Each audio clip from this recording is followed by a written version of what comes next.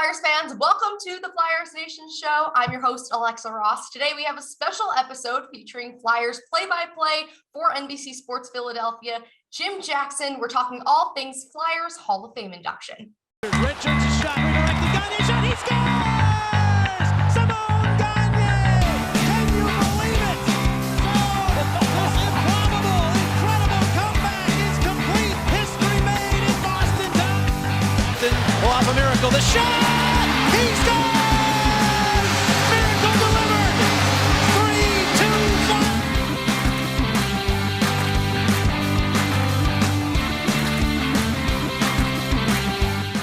I am joined now by NBC Sport Philadelphia's Jim Jackson, who is on the selection committee for the Flyers Hall of Fame induction. Jim, thanks so much for joining us today. Great to be here, Alexa. So we have 6 guys who could potentially fly in the rafters of the Wells Fargo Center. Talk to me a little bit about who each of them are and how they got to be selected. Well, Alexa, it's really an exciting time because it's been a while. We haven't had an inductee for 5 years. And when you're talking about a franchise with the storied past of the Flyers, I mean, they aren't original 6, but they're about as close to original 6 as you get in the NHL in terms of their tradition.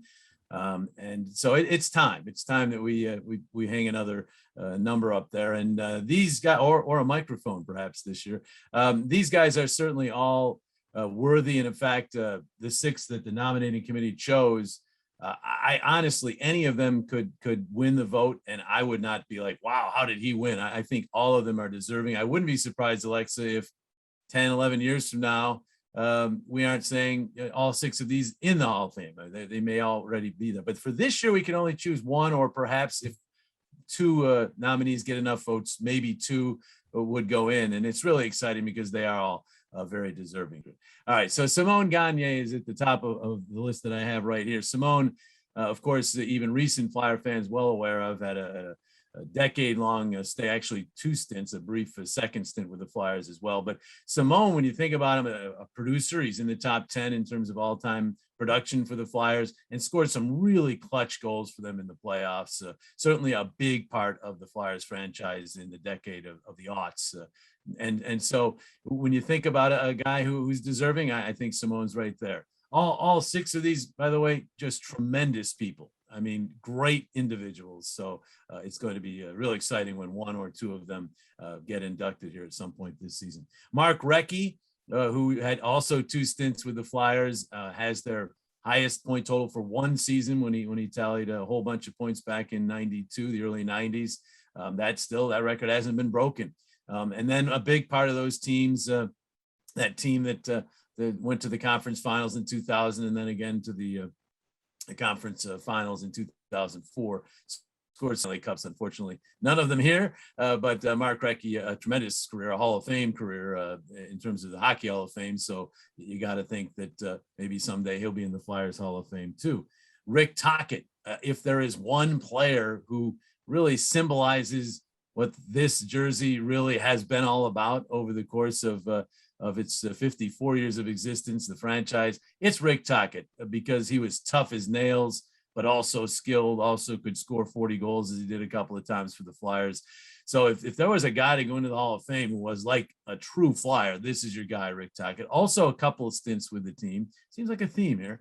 But I remember when he came back, Alexa, and I was not with the team for his first stint, but when he came back to the team, I was the announcer then. And I remember he scored a goal to win a game, and it's almost as loud as I've heard the Wells Fargo Center ever get.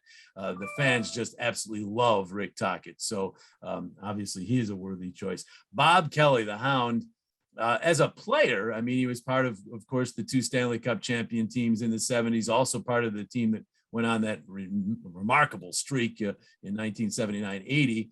And he was with the team for a big part of the 70s and certainly contributed, scored the cup-winning goal for the second cup, in fact, up in Buffalo. So as a player on his own, he's, I think, worthy of consideration. But then when you add into the fact that he's been a team ambassador for now almost 20 years, so he's got over 3 decades now in the Flyers organization.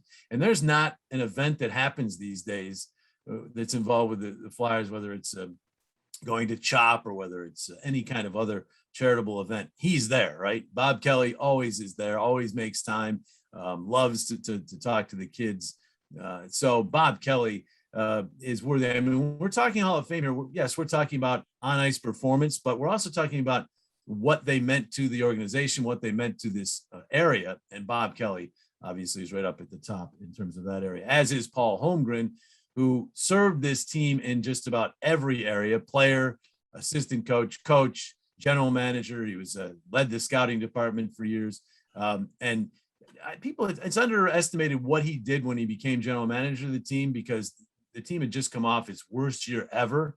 And he had them back in the playoffs and back deep into the playoffs within 2 years when he was able to acquire Danny Briere and made some other moves that got this team really back to where they wanted. Scotty Hartnell, Kimo Timonen, and these guys came in and all of a sudden this team was a contender again. So as a general manager, I know more recent fans think of some of the things that he did, and maybe they weren't happy with it because he signed a lot of players, but maybe players that they thought he shouldn't have signed to such long-term contracts, all that. But you forget what he did in turning the team around to begin with when he first started as GM. And then you go back to him as a player, another guy like Tocchet, who absolutely represents the orange and black logo. He's a tough player, but he also had some skill. He could score. And then, of course, all the other roles he served. A guy who served that many roles with the franchise probably deserves to be in the Hall of Fame. And then there's Lou Nolan, who never, of course, has played for the Flyers, but he's been with the organization since day one in some capacity, and since 1972-73. That's probably like 30 years before you were born, Alex.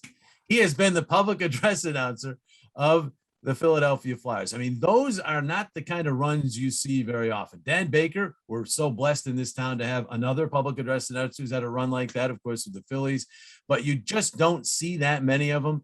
Bob Shepard with the Yankees, but there just aren't that many public address announcers who are with their team for almost 50 years, coming up on 50 years. I mean, it's just a remarkable run. And Lou, of course, the Pico power play. He's part of Flyers hockey when you go to the games at the Wells Fargo Center, and before that, the Spectrum. So Lou Nolan is a guy I know the fans have been pushing for quite a while. So great to see his name on the ballot. And all I can say, Alex, is I have to put these guys in 1 to 6 order, and I'm running out of time. I've only got a couple of days to do it. I'm having a real difficult time doing it. They all, quite frankly, are worthy. That was my next question. How hard has this decision been? Do you just sit around and think, oh my gosh, I have to rank these men who I all admire and think that they have done such a great job representing the organization and the city? Well, when the Flyers first asked me to be on the committee, first of all, I was humbled and honored. And then I was like, this is going to be fun. This is going to be great. And then the 6 names came in, and it's like, well, first of all, I'm friends with all of them. Second of all, I want all of them to be in the Hall of Fame. And I think they, quite frankly, all are worthy. And it's a tough choice. I haven't made my choice yet. To be honest with you, I'm still sitting on it. I'm going through the numbers. If you go through the numbers when they played, I could probably come up with a guy that might be the top. But then if you think, as I talked about, the influence in the organization, I mean, who's had more influence than Paul Holmgren? Who's had more influence in terms of the charity and the community than Bob Kelly? And who's been involved longer than Lou Nolan? He's been here every year. So, I mean, it's just very difficult to differentiate. I'm going to have to do it. And I've actually asked fans, and they have begun to, and I want them to continue here over the next 2 days to go to my Twitter, Jim J. Philly, and let me know what they think, because I've seen some interesting things from the fans that I didn't think of. But I'll also say this. I think the first 7 responses I got on this on Twitter, all 6 guys were mentioned as the number 1 guy. So I can see that it's going to be split among the fans as well. Well, and here's your call to action, fans. If you have a really particular case, please go to Jim's Twitter, help him out, help him make these decisions, because this is certainly going to be a difficult one. And I guess one of the questions I want to ask you is, you have guys like Simon Gagne who have a more recent influence, but then you have the guys who have gone back decades like Bob Kelly. How do you kind of quantify those numbers of time? Yeah, I'm one of those people in any sport, when we start talking about the greatest of all time or the greatest this, greatest, it's very difficult to compare eras. I mean, just think about how football has changed. How do you compare quarterback numbers today with back in the 70s when they didn't throw nearly as much, right? Or in hockey, I mean, the 80s, you had such a blitz of scoring. And then a decade and a half later, the trap era, you had no scoring. So it's hard to compare. It's hard to compare Alexander Ovechkin and his goal scoring with Wayne Gretzky. Ovechkin's actually done it in a much tougher to score era. So when you get into the numbers and comparing eras, it's difficult. Now you throw into it, as you mentioned, the influence within the organization through eras. So it is something that you have to think about. When I look at the numbers of these, the ones who were players here, the 5 that were players, they all made huge contributions to the team. And then when you include Lou, these 6 have all made huge contributions to the franchise, right? Whether it be on or off the ice. All of the players involved heavily in charity when they were here.